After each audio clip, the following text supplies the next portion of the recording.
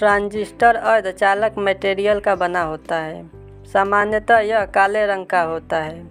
Connection के लिए इससे 3 पिन निकाले जाते हैं। 2 साइड वाले पिन, जिनमें से एक एमीटर और एक कलेक्टर होता है।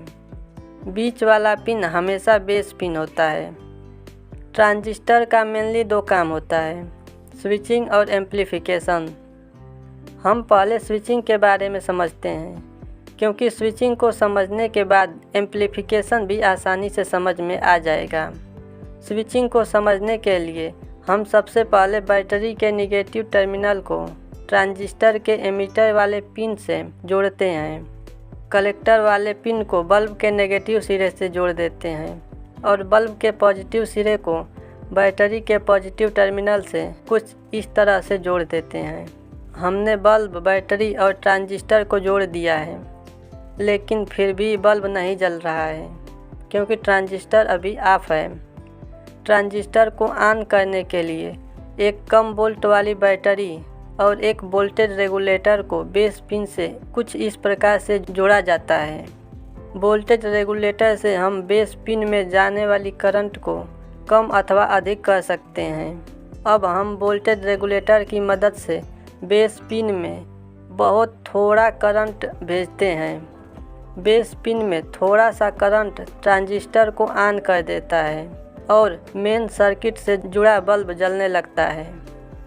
बेस पिन में करंट की मात्रा बढ़ाने पर मेन सर्किट में भी करंट की मात्रा उसी अनुपात में बढ़ जाती है और बल्ब पहले की तुलना में अधिक चमकने लगता है।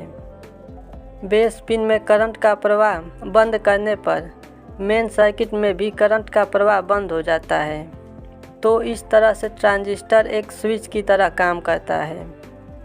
अब हम इस सर्किट में थोड़ा सा चेंज करके एम्पलीफायर बनाते हैं।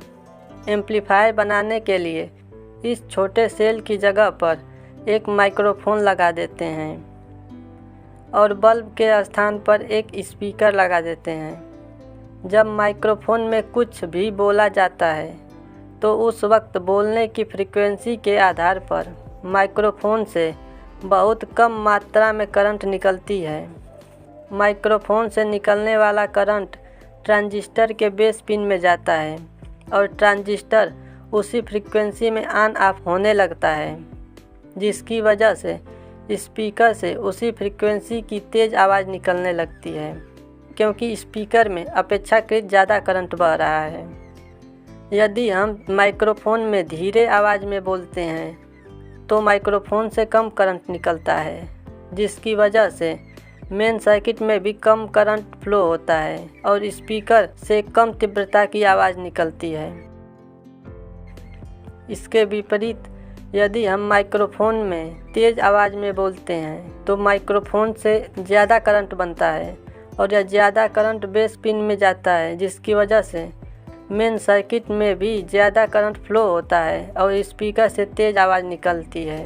हम मेन सर्किट में एक वोल्टेज रेगुलेटर लगाकर स्पीकर की आवाज़ को कम अथवा अधिक अपने अनुसार कर सकते हैं। तो इस तरह से एक ट्रांजिस्टर स्विच और एम्पलीफायर का काम करता है।